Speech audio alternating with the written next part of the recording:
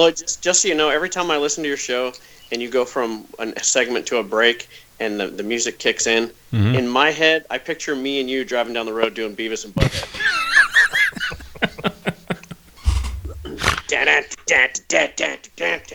It's funny because I think the same thing. I think of you two as Beavis and Butthead.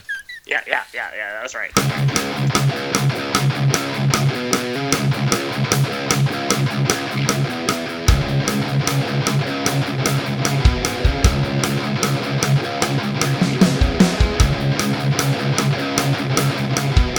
Bringing you law, gospel, and guns.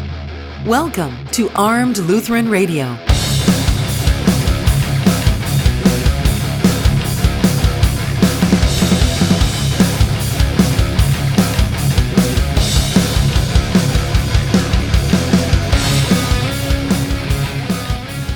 Welcome to Armed Lutheran Radio, a member of the Self-Defense Radio Network. I'm your host, Lloyd Bailey, the Armed Lutheran, and this is episode 50, brought to you by Cook's Holsters, American-made custom Kydex holsters with a lifetime warranty and a 100% satisfaction guarantee. CooksHolsters.com. Merry Christmas, folks. Happy New Year to you. That's coming up right around the corner. I hope you had a wonderful Christmas surrounded by friends and family and food. It's the Big 5-0. 50 episodes. Hard to believe, isn't it? Well, Ken Blanchard told me once when I interviewed him, he said that once you've made it past 7, you're doing all right. Well, we're way past 7, and we wouldn't have made it if it weren't for a lot of things. If it weren't for the support of Cook's Holsters, who's been tremendous. I want to thank Bob Cook for sponsoring the show this year, and for all of my contributors, great people. I've said it numerous times, and I absolutely mean it. You can accomplish great things if you surround yourself with great people, and I have. My friends Bill Silvia, John Bennett, Aaron Israel, and Mia Anstine, they're just awesome people who bring their own unique perspectives, talents, and experiences to this show, and they've made it great. It's so much better than I ever dreamed it would be. I love you guys, and I'm so thankful that I've had this opportunity to get to know each and every one of you and to share this experience with you. Thank you for your support and your dedication to the show. And to all of you who download, listen, to those of you who subscribe, I can't thank you enough for all the support you've shown this year. The audience continues to grow month after month, and we've experienced something like 800% growth since the show started, and I thank you, every one of you, for your support. Today's show is going to be a little bit different. Last week we did a Christmas wish list show. Today is going to be a look back at the great people, the great moments that made this past year, 2016, so much fun. If you're relatively new to the show, you're going to hear some things that will make you, I hope, want to go back and listen to those old episodes. And even if you're one of the 24 people who downloaded episode 1 on the first day, you may hear something that makes you want to go back and hear it again. We had some wonderful guests in the first 3 months of the show, and if you're a relatively new listener, you may be hearing them for the first time today. But don't worry, I'll be providing links for all the previous episodes that we mentioned in the show notes, so you'll be able to go back and check it out. So sit back and relax for this fun look back at 2016, coming up right after this, right here on Armed Lutheran Radio.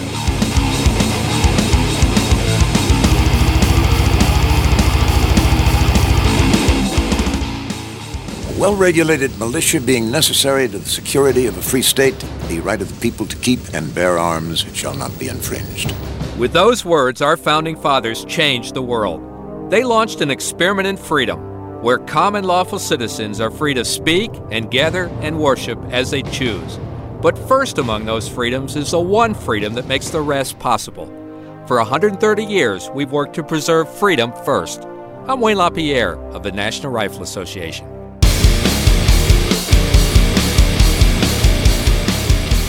Welcome back to this special episode of Armed Lutheran Radio. We're looking back at all the fun we've had in 2016. When I first started laying out my ideas for the show, I patterned it after shows like Ken Blanchard's Black Man with a Gun Show or the Gun Blog Variety Cast. I wanted distinctive segments with ads or PSAs or music in between to break things up and keep it fresh. I didn't want to have, an hour-long show with just me and a co-host sitting around talking about guns. One thing I did want to do was to have a regular interview segment. And I found my first guest in the NRA's America's First Freedom magazine. Seattle, Washington City Council passed this stupid gun violence tax on the sale of guns and ammunition in the city limits. And the owner of a city gun store had decided to move right outside the city to avoid paying the tax. I just recently purchased a pistol from Precise Shooter in Seattle when I saw the owner in America's First Freedom. Long before the guys from Geeks, Gadgets, and Guns came on the show in episode 46, Sergey Solyanik, the owner of Precise Shooter, joined me to talk about Seattle's misguided new tax and about guns in the tech community. So, give me a little background here. I noticed you're educated at the Moscow Institute of Technology. You worked at Microsoft, and now you're a gun guy. How does this work? Well, I still work at Microsoft, and I think I'm amazed that you know about my school. That's great.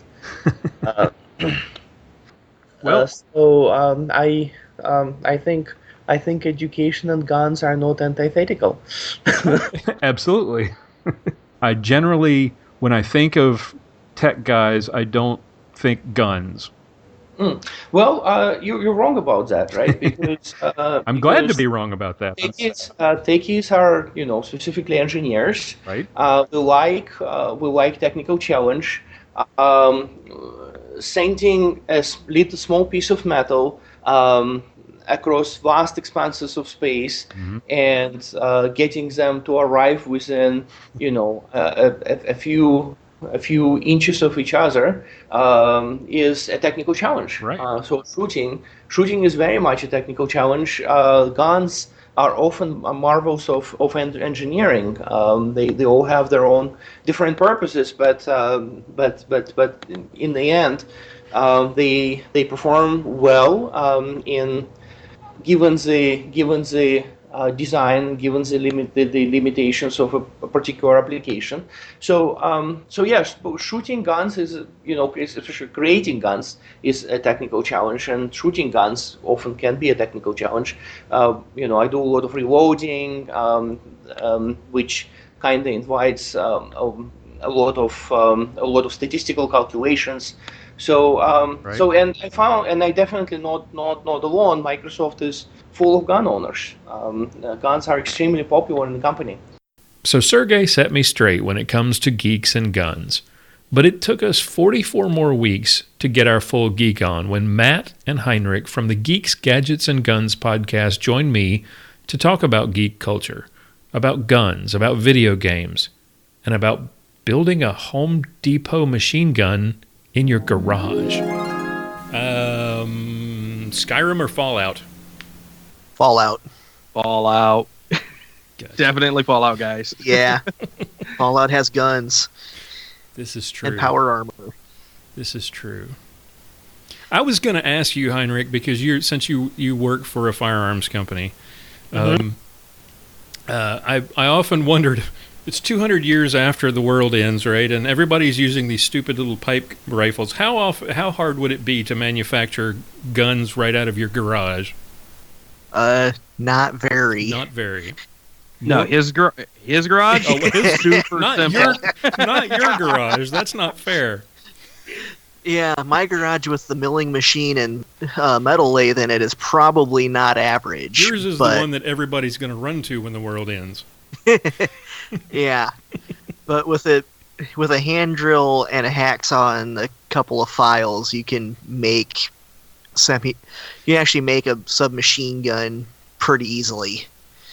And we intend to prove that as soon as he gets, his boss is a farmer as well. Mm-hmm. So as soon as they get machine time where we can come in, we plan on building a Home Depot machine gun because they are licensed to build new Title II weapons, so full autos and the like. So we can go in there and build one legally. I can't wait to see that. Yeah, and have him fill out all the paperwork and get the serial numbers and all that so that we can play with a completely legal junkyard submachine gun. And of course, be able to show, hey, you can go to Home Depot, you can buy all these parts. It will cost you X amount of money. We're not going to tell you exactly the parts, right? Because we don't want to be accessories to somebody building one of these. Exactly. And we will make sure to tell everybody when we're doing it. There's only one reason we can legally do this. Right. Don't try this. Everyone else. Right. Yeah. But this is what happens in Australia, where you have absurd gun control laws. Yes. Exactly. People can easily build these. It doesn't have to be the end of the world. Yeah. Yeah. It's easier to build a full auto than it is to build a semi-auto. So that's what happens. Very true. If it's illegal and you're going to get in the same amount of trouble either way, why not go straight to the full auto? Why limit yourself? And you can hear my full interview with Sergei Solyanik of Precise Shooter in Seattle, Washington, back in episode 3, and my interview with Matt and Heinrich from Geeks, Gadgets, and Guns back in episode 46. We'll be back with more in this look back at 2016 right after this, right here on Armed Lutheran Radio.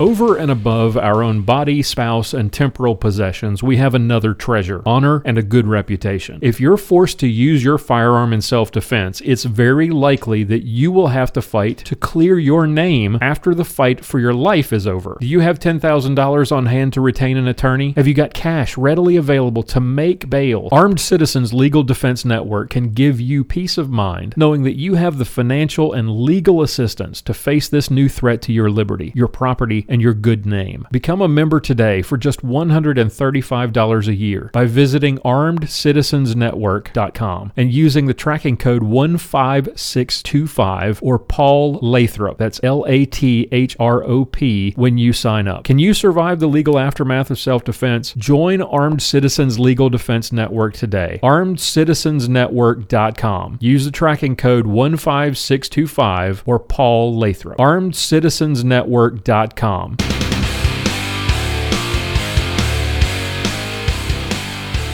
Welcome back to this special episode of Armed Lutheran Radio. As I said earlier, Reverend Ken Blanchard was an inspiration for my show. Ken has been a pro-gun advocate for over 20 years, and I've always loved his program, The Black Man with a Gun Show, which, by the way, hit 500 episodes a few weeks ago. Congratulations, Ken. I patterned my show ideas after his, at least as far as how I wanted the show segmented. I don't have his personality, so I couldn't do exactly what he does, and I don't want to do exactly what he does, but I have contributors. I wanted to do a show with distinctive segments, distinctive topics, and interviews rather than, like I said, rather than a show with a bunch of guys sitting around talking about guns.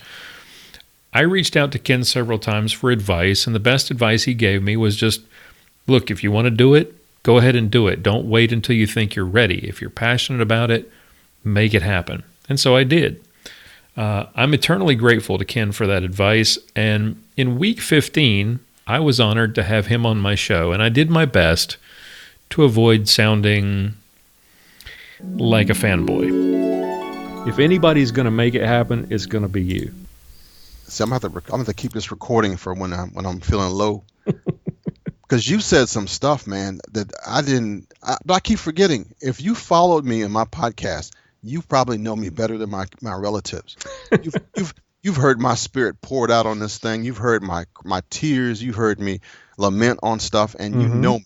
You really understand me. So I can't even. I'm almost blushing over here because of that. I think that's what makes.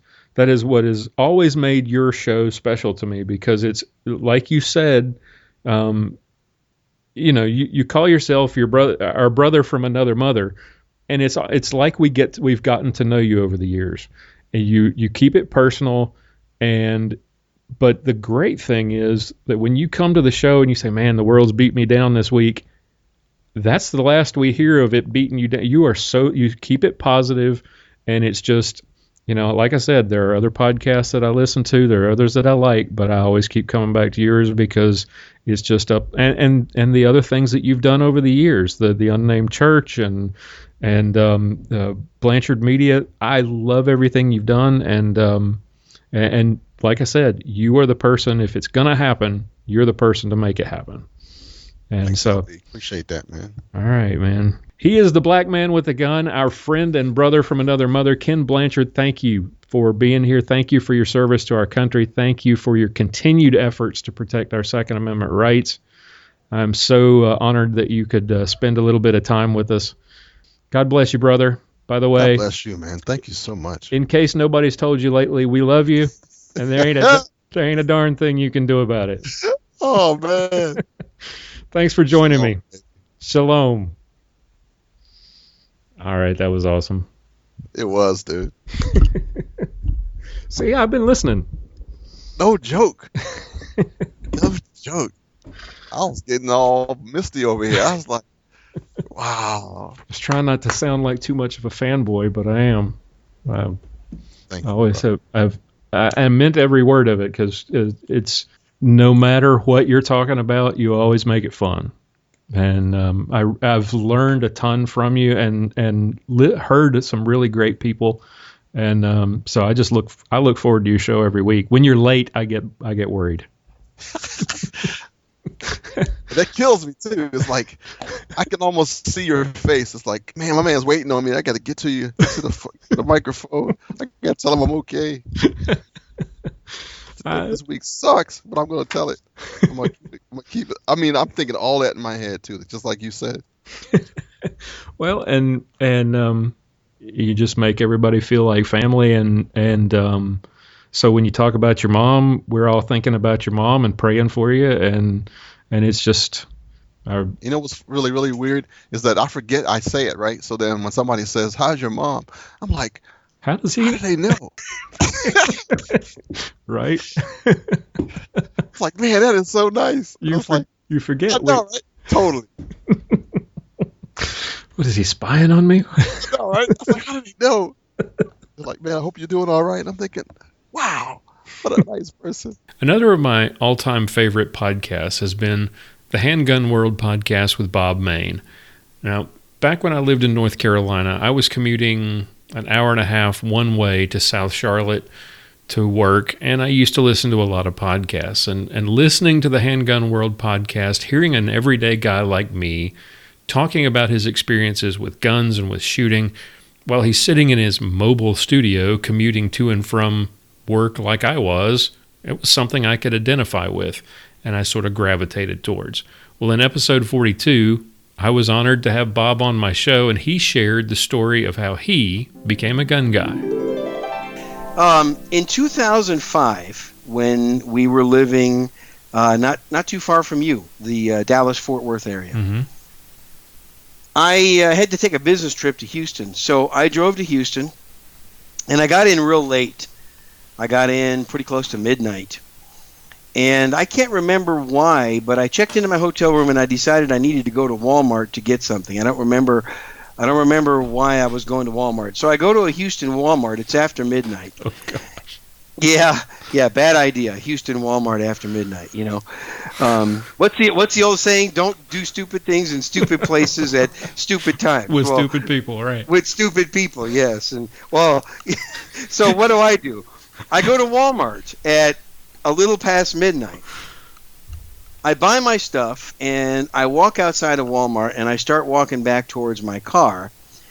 And when I got about 20 feet outside the Walmart, some guy came up to me, and this guy was pretty unsightly. He looked to me very quickly that he was high on something or really drunk, and he kind of came up to me kind of in a calm manner at first, which that's how they interview you, you know. That's what they do.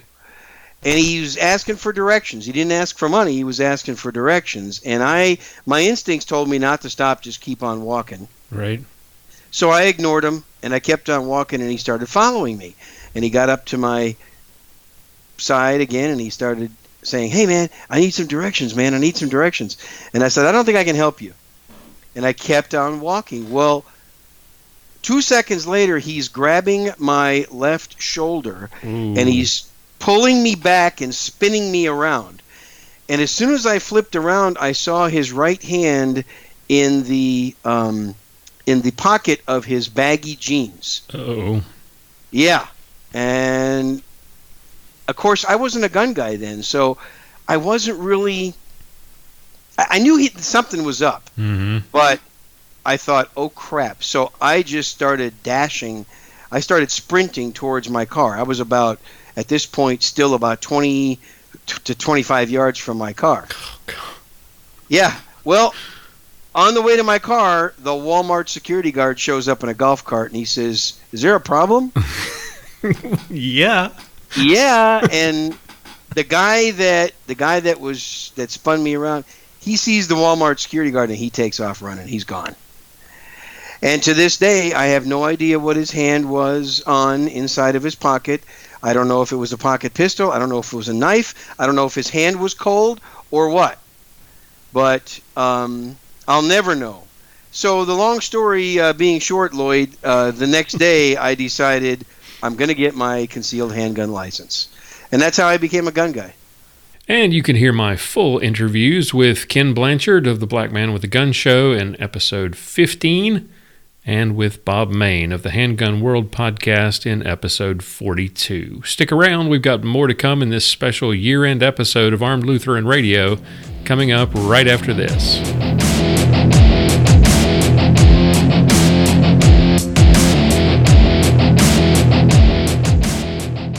Okay, you have your concealed carry license, but you and I both know that's definitely not training. Do you have the ability to carry your gun comfortably, draw safely, and get at least 2 shots on target quickly? How about shooting on the move, engaging multiple bad guys, and shooting one-handed? These are real-world scenarios you don't get to practice in your concealed carry class or at a public shooting range. If you feel you need to sharpen these types of skills, let me invite you to take the Beyond Concealed Carry training with Bob Main of the Handgun World podcast and Ben Branham of the Modern Self-Protection podcast. Bob and Ben have been training people to defend themselves with a handgun for the past 4 years in cities throughout the United States. Self-Defense Radio Network listeners get a $25 discount off the class tuition and $15 discount on the supporting videos on the Shooters Club website. They might be teaching in a city near you in 2017. Just visit the listener discount page at www.selfdefenseradio.net to sign up and use the password SDRN, that's all lowercase by the way, to get these discounts. Welcome back to this special year-in review episode of Armed Lutheran Radio. In episodes 8, 9, and 10, I had an idea that I'd hoped would be a regular fixture, but it never really got off the ground. It was the Great Armed Lutheran Gun Trivia Quiz. It pitted 2 guests against each other with questions about gun rights, gun control, gun design, gun history, and a little Lutheran doctrine just to throw a curveball at the end. The winner took home a Lucky Gunner gift card at the end of the show. David Broughton and Mike Epperson finished the first show in a tie in week 8, and then David broke the tie for a $50 gift card and the title of champion in week 9. And in week 10, David's brother John challenged his brother for the title and is still the reigning champion. It's not Ruger. I'm gonna say Colt. It's completely slipped in my mind. And question number 5, your favorite Lutheran trivia. Yep. Roman Catholic teaching holds that there are 7 sacraments which Christ instituted and entrusted to the church. They are baptism, Holy Communion, penance, confirmation, marriage, holy orders, and anointing the sick. For Lutherans, we recognize only 2. What are they? Potluck dinners. And I'm going to say in-church bowling alleys. You know what? I'm going to go for baptism and Lord's Supper. I'm going to change. Okay. Potluck was close, but I'm going to do baptism and Lord's Supper. All right. Okay. So let's go over the answers and see if we have a winner here. All right, question number 1, quotes from the founders. Those who hammer their guns into plowshares will plow for those who do not. That was Thomas Jefferson. 1 for John. There you go. 1 for John. That's 1 for John. Question 2, inventors. The former photographer turned weapons inventor was Ronnie Barrett. Huh. The Barrett 50 cal. Wow. Question number 3. Name that gun. This was the polymer framed, the failed attempt by this company to design a gun to compete with John's answer. C. Reed Knight and Eugene Stoner designed the Colt All-American 2000. Oh, yeah. Huh. And I've actually seen that gun at gun shows, and it is an awful gun. It's just terrible. Did John get that right? I've never heard of it. Oh. Nope. He guessed the Glock. Question number 4, gun geography. Bayonne, New Jersey is home to Henry Repeating Arms. There you go. And John got that one right. That makes it 3-0. Yeah, he just bought a Henry. He should get it right. Oh, did he? Yeah. And question number 5, Lutheran trivia. The 2 sacraments that we Lutherans recognize are, in fact, baptism and Holy Communion. So 1 for our defending champion, and that makes the final score 3-1. And we have a new champion. John Broughton has won 3-1. Ding, ding, ding! Okay, they can't all be gems, but while the game show idea never really took off, there have been other ideas that changed the show completely and for the better. The show's changed a lot since we launched at the end of January 2016, but the one constant, besides the opening theme and me as host, the one constant has been my friend Bill Silvia. Bill's a sergeant with the Dallas Police Force, and I met him thanks to IDPA. And I approached him about doing a segment with some tips for competitive shooters. I said, hey, it doesn't have to take a whole lot of your time. Let's just call it the Ballistic Minute. And within a week, he came back with 3 segments for me and said, we probably ought to call this the Ballistic 10 Minutes because I just don't have enough time. And if you've ever talked to Bill, you know he can't just talk for a minute. It's not possible. And with the exception of a handful of special roundtable episodes, Bill has provided a tip every single week. And he's appeared on all the roundtable shows too. So you've heard him in all 49 of the previous episodes of this show. And in episode 1, we aired the very first Ballistic Minute with Sergeant Bill. And it sounded a little something like this. When it comes to being a lefty in competition, the first thing you got to deal with is your skill level and your level of participation. With skill level, if you're a new shooter, you're not going to have any old habits that you need to break. So learning new skills, you're starting from scratch. So that's a good thing. You also have to determine your level of participation. If you have a low level of participation, you're probably not going to practice much. So you need skills that are easy to learn, quick, and effective. If you have a high level of participation, you can get into more advanced skills, really trying to speed up your motions, your gun handling, and your speed. A lot of competition guns, not so much the carry guns, will also have ambidextrous controls and aftermarket support. Speaking of aftermarket support, if a Glock is a choice that you might take, there's not a lot of ambi parts for a Glock, but they do have some extended slide releases that extend forward and back, or as you may call it, a slide lock. Just depends on how you use it. There's also mag buttons on the Gen 4 Glocks that you can switch from the left side of the grip panel to the right side of the grip panel. I am a lefty shooter, and I keep my mag release button where it comes from the factory on the left side of the grip panel.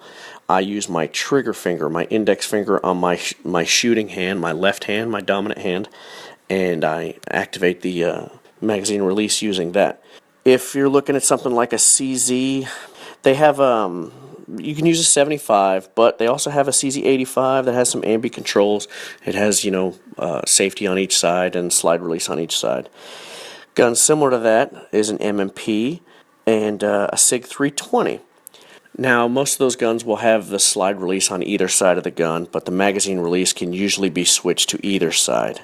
If you're going a 1911 route, they do make a lot of extended slide releases so that if you're using your index finger to use the slide release or reach over, and most 1911s have ambi safeties. If they don't come with it, you can get them installed.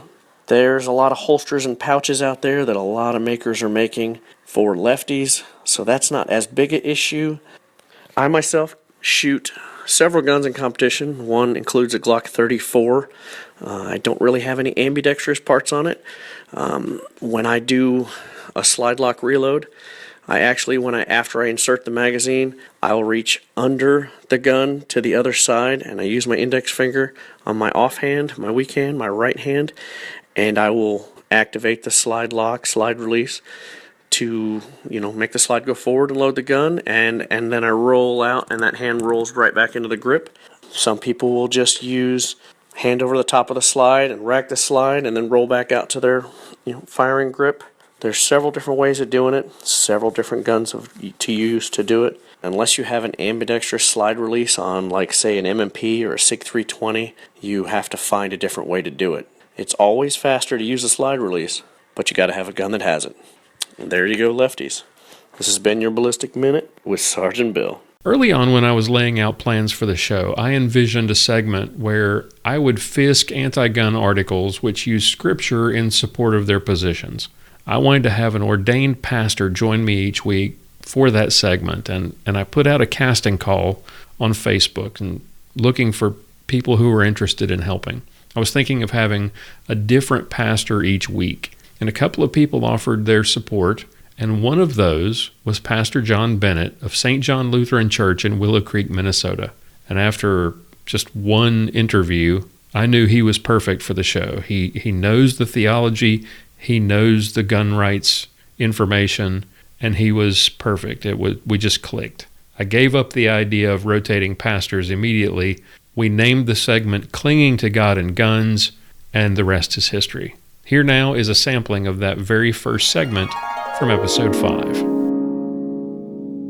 While these may be worthy ideals, here's where it gets really interesting. I love this one. I don't see a lot of, or any, in parentheses, scriptural evidence for the use of violence, especially lethal violence, by those who strive to participate in God's kingdom. Yeah. Well, I wonder what he means by participate in God's kingdom. That phrase right there is a little odd to me. But we look throughout the Old Testament, we have many examples where God specifically commanded war against Israel's enemies. So right there we have plenty of examples throughout much of the Old Testament of precisely times where God said, go and kill these people. There were some instances where God commanded them to kill every living thing in a particular town or place. Right. So, of course we have to look at those in context, but that right there is just, I don't even know what to say about it. I'm wondering what scripture version he's using, because the Bible's filled with all sorts of examples. Let's see, where did I leave off? My concern is that we too often equate God's agenda with our own agenda, and then we make decisions like owning a gun based on our personal values instead of a keen Christian ethic. If my value is to stay alive and to protect what and whom I love, it's not too difficult to project that value onto God and to make weapon ownership a God-given right, if not a command. The only problem is that these are not God's values, at least not as I read Scripture. And the problem with that reasoning right there is that he has just condemned every Christian who has ever owned what could possibly be considered a weapon. And the truth is, there is nowhere in Scripture where weapon ownership itself is prohibited in any way. This is really the fallacy that you often find, where people will take their own convictions when it comes to pacifism, and then they take that, they superimpose it upon what they believe are the values of God, and they say, well, this is how I feel. Suddenly, they've just put God in a box and defining God according to their own terms. Right. A great example against this idea that he's put forward, if you look throughout the Psalms, there's plenty of places where David speaks of being delivered from his enemies. And one specific example is in Psalm 18, David is rejoicing that he's been delivered from the hands of those who sought to kill him. Psalm 18 is a direct parallel to 2 Samuel chapter 22. And verses 2 through 3 read, "The Lord is my rock and my fortress and my deliverer, my God, my rock in whom I take refuge, my shield and the horn of my salvation, my stronghold and my refuge, my Savior, you save me from violence. I call upon the Lord who is worthy to be praised, and I am saved from my enemies."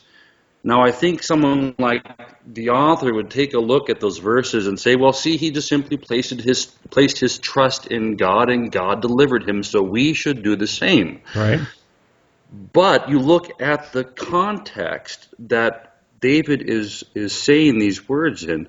How was David saved from his enemies? And it was through means of bloodshed. Right. David was saved by God from his enemies because God was with David and his men as they destroyed their enemies.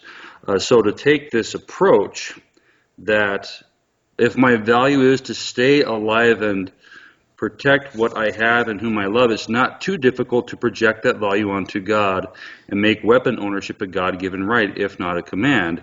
The only problem is that these are not God's values.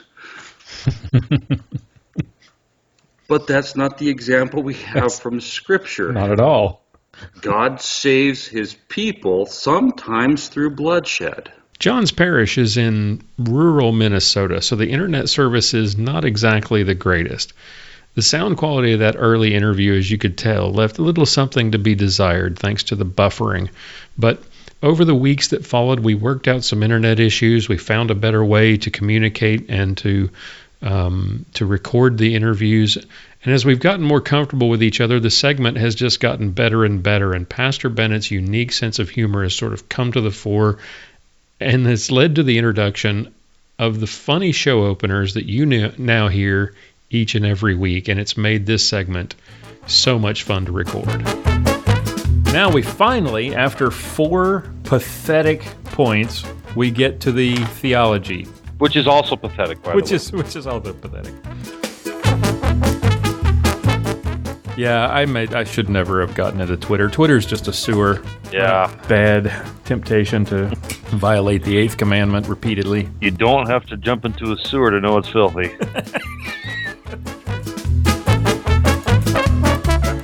There should be a requirement that you have to have at least a triple-digit IQ in order to blog. Well, that certainly would cut down on the blogs. Or at least over 60. Goodness gracious. I mean, this is basic English language comprehension stuff here. So all the blacks and Asians and women and gays who are out buying guns in record numbers and getting carry permits are doing it because of drunk white guys in the Old West. Yes. Yes. Because of crazy crackers with guns in the 1800s. That's right. See, he made it clear. That's what he means. Jesus is the thief in the night. What an ignorant boob! I can't believe this. I really... And you thought it couldn't get worse than the last one. But I can tell you about one more Bible verse that explicitly talks about a thief's coming in the night. 1 Thessalonians chapter 2. For you yourselves know very well that the day of the Lord will come like a thief in the night. It's not explicitly talking about, good grief, the guy can't even read. He failed first grade Sunday school, I think. What does the word explicitly mean? Most of all, we're called to join God in rescuing sinners from darkness and welcoming them into God's family, not gunning them down before they hurt us. Yeah, we can't welcome them into God's family if we're dead. It's a lot harder that way. It is. It is. Please don't kill me and I'll tell you about Jesus usually isn't an effective self-defense. Right. We're all cross-eyed, missing half our teeth inbreds because, we're gun owners.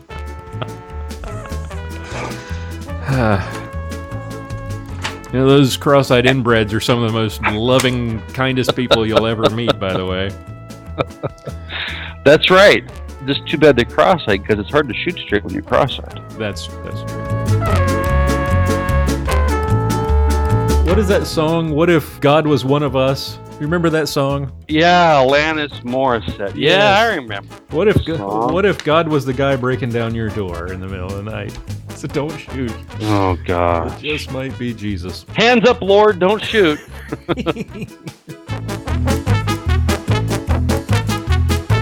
With the exception of those last few words, speaking of Jesus turning the cross into a powerful symbol of life, that is such horrific BS.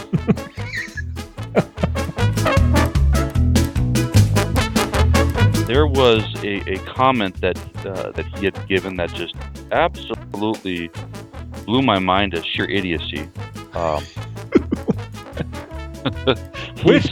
Which one? It's hard to choose. He actually uses scripture more than we've had so far. Yeah. Leave it to our wayward Lutheran brethren to actually go to scripture, but use it really badly. Oh, just horrible. It's like we're taking the last train to Crazyville. He looks like Pajama Boy, doesn't he? I mean, look at that picture of him on the blog at the bottom of this article. He looks despondent. You know, like he just got out of bed. Maybe he's living in mom's basement. I don't know. He kind of reminded me of you know what Seth Rogen's face would look like if he was playing the part of a serial killer. Try not to break the 8th commandment. Try not to break the 8th. That's right. That's right. Put the best construction on it. But he was about to take my TV. 2 points on this. He is an offensive jackwagon. He really is. In the midst of that instruction, he says, "Let us therefore make every effort to do what leads to peace and to mutual edification." What the crap?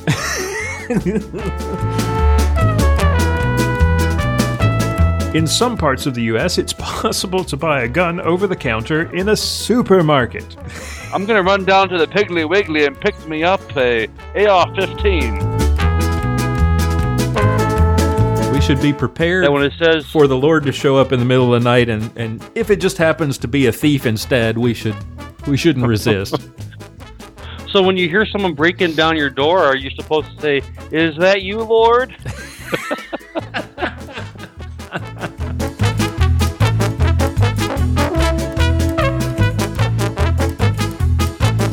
What he's doing here is what I like to call comparing apples to fish tacos.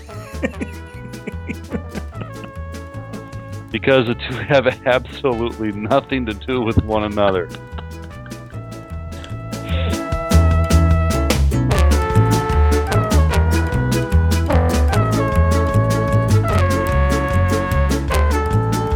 You're listening to Armed Lutheran Radio. So you have your concealed carry permit or license to carry. Now what?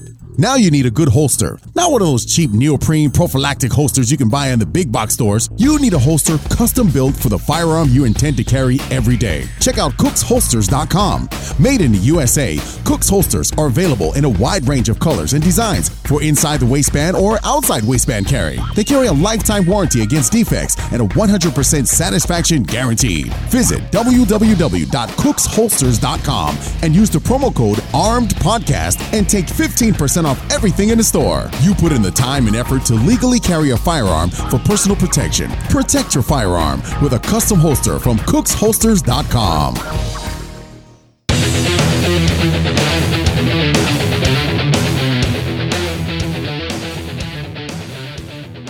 Welcome back to this special episode of Armed Lutheran Radio. We're taking a look back at 2016 this week. For the first month of the show, it was just me and Sergeant Bill. And then Pastor Bennett came along in week 5. Well, 8 weeks in, we added the third member of the family. Back in 2015 BP, that's before podcast, I came across an article about church security on the Personal Defense Network's website. It was written by a guy named Aaron Israel, and I critiqued the article and used it as a springboard for a post sharing my thoughts on the subject.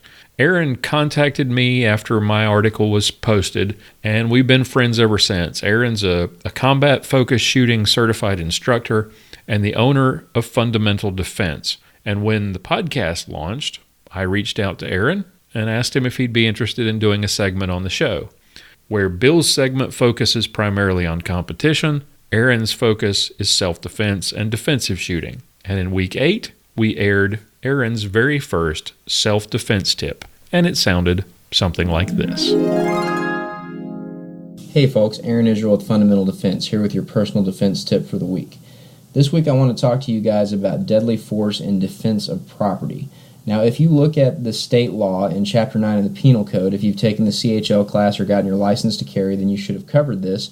You're going to find some justification in there for using deadly force in defense of property in and of itself.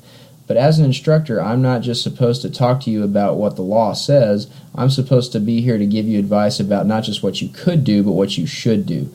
And what you should do if you care about personal defense is you should not be willing to take a human life over a piece of property. Guns are for defending life, not your stuff. So if your stuff is the only thing that's put in danger, then you shouldn't be willing to take a human life to protect that stuff. Let me give you an example. If I looked outside right now and saw somebody breaking into my work truck, I'm not actually in danger for my life at that point in time. I could look out there and see that I'm about to lose my stereo, but I'm in no way about to lose my life because they're taking my stereo. So if I go out there and confront that guy, there's a couple of things that could happen. A, I could tackle him, I could fight with him, and I could save my stereo and nothing could happen. Or I could attack the guy and he could attack me back and the situation could escalate and then I could end up having to shoot him. Or I could go out there and he could attack me and he could prevail over me and I could end up getting my butt kicked as well as losing my stereo. So none of those situations are really going to end very well for me because I put myself in danger that I wasn't going to be in if I didn't walk out there in the first place. So if my stuff, if my truck is the only thing that's in danger, I'm not going to go out there and confront the guy just because a piece of property is in jeopardy. That would be a bad idea because my life is not put in danger by him attacking that property by itself. Now, if I was being carjacked, that would be a different situation. When someone's physically trying to take the car from me by pointing a gun at me and threatening me, something like that, then my life is in danger at that point, and using deadly force might be appropriate in that circumstance, but my stuff, my car, is really not what I'm protecting there.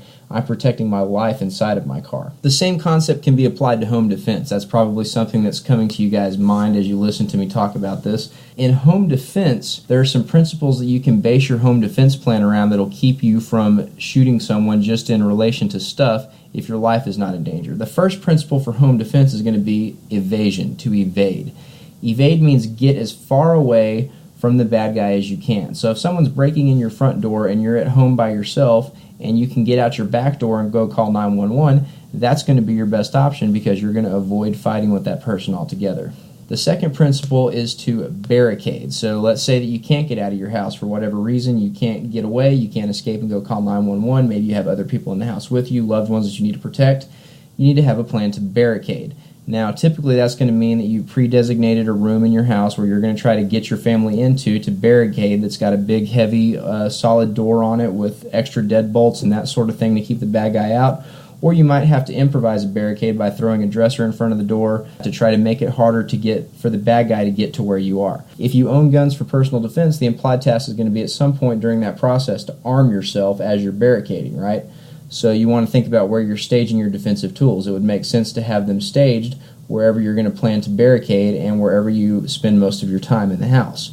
So that would be some consideration there, is arming yourself. Communicate is the next principle. Now, who would you communicate with? Well, first off, you're going to want to communicate with the police. As soon as you can get to a phone, and that would be something to stage in your barricade area as well, and you're going to get on the phone with the police, and you're going to tell them as much information as you can, get them to your house, get them a description of where you are, the fact that you're armed, and you can communicate with them until they get there, and hopefully they can deal with the bad guy, and hopefully you won't have to put yourself in danger and you let them do what they get paid to do.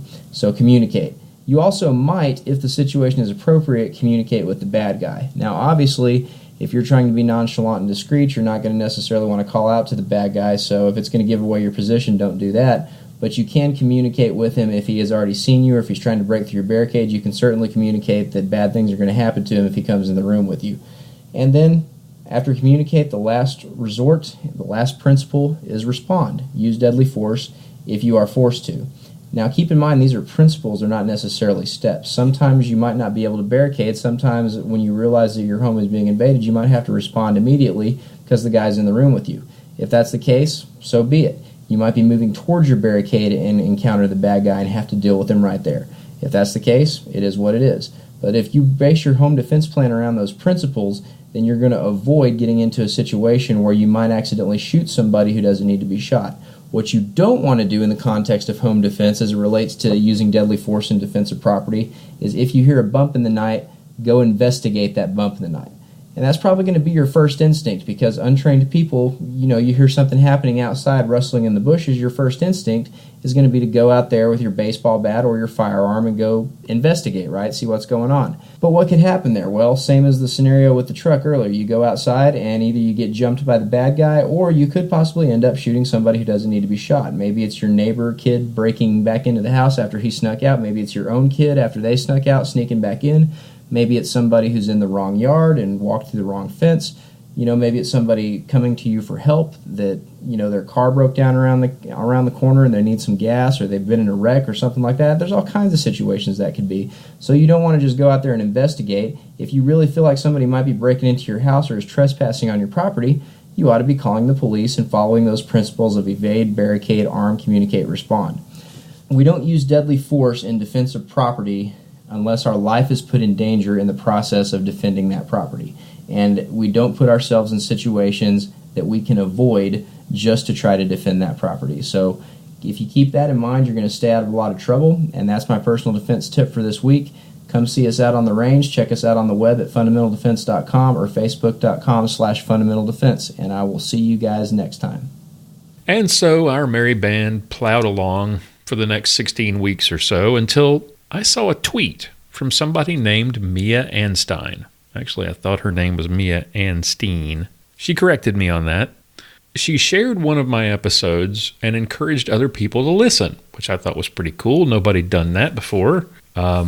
Mia was a YouTuber. She was a blogger. It turns out she's a hunting guide, a firearms instructor, an archery instructor. She's a mom. She's a writer, a speaker, a Second Amendment advocate. She is only the third woman to ever appear on the cover of Field and Stream magazine. My wife has suggested that I needed to have more female voices on the show, some people to come on and talk about women and guns and concealed carry and self-defense from a woman's perspective. So I reached out to Mia and I asked if she would grant me an interview, which she graciously did for episode 28. After that interview, I asked if Mia would like to join us and do a regular segment on the show. And to my surprise and delight, she said yes. Here now, from week 29, is the very first Mia's Motivation segment from Armed Lutheran Radio. Hello, everybody. I hope you are all having an outstanding day.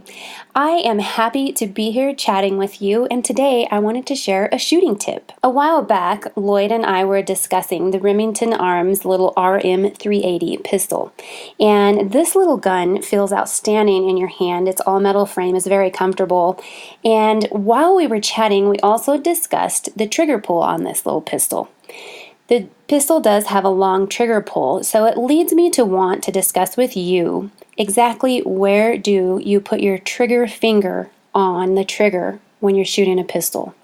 Now, there are debates constantly about where exactly the trigger finger should go, and some people say it's in the middle of the pad of your trigger finger. Others say it's at the crease of the first joint of your trigger finger. This little gun will teach you that actually will vary. In order to take up the slack of trigger pull on this pistol, if you have long fingers, you're going to want to insert your finger a little further into the trigger. So what I'm suggesting is you may want to try some safe dry fire drills before you head to the range. Test this out in a safe location and vary your trigger finger on the trigger as you depress it. Try it in the middle of the pad, pull, shoot. scoot your finger in just a little further, pull back till a hammer goes. Then maybe try it at the crease, pull back, and see how that goes.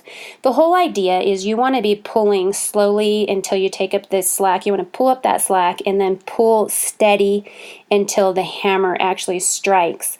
You want to do this without varying your sights on target. So first of all, practice some dry fire drills so that you can get comfortable with your grip and where the trigger finger is going to be on the trigger. Then as you head out to the range, practice on target. Let's see what is going to work best for you. Is the middle of the pad a little further, or is that crease going to be the location for you with your size hands? I hope this really helps you in your shooting tips in some of these subcompact guns. And be safe at the range.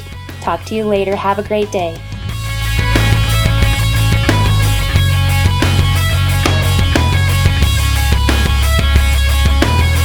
So that's how we got where we are now.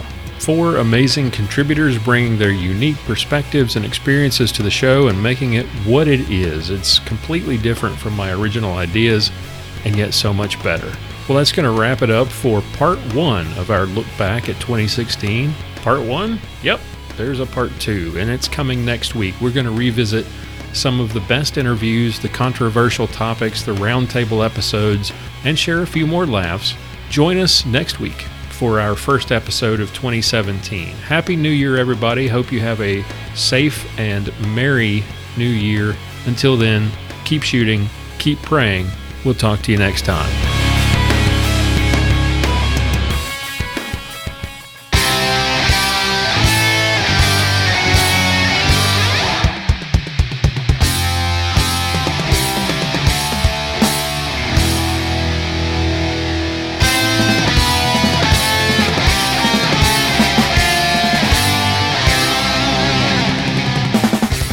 Thank you for listening to this episode of Armed Lutheran Radio. For show notes, be sure to visit our website at www.armedlutheran.us. You can subscribe to this podcast on iTunes, Google Play, Stitcher Radio, and TuneIn. This podcast is made possible by Cook's Holsters and contributions from listeners like you.